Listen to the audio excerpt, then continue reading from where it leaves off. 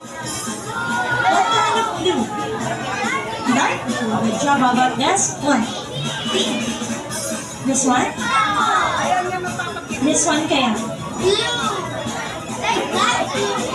This one? Red. And last one. Orange. At may papakita ng pattern si Ate Ida na kailangan nating gayahin, okay? Yung mga blocks, ililipat na natin siya dito sa box. Ready and 3, 2, 1. Ate Ida, show. Ayan, 2 sets of dark blue. Come on. Pabilisan lang ito at kung sino ang pinakamauna, siya ang team na mananalo. Okay, so 2 sets of dark blue, 2 sets of orange. Come on. Naku, pabilisan nila ito. Mabibilis yung mga players natin. Sige, kaya nila yan. So, may 2 sets of yellow tayo, 2 sets of red. Tingnan mo yung color para hindi tayo malito.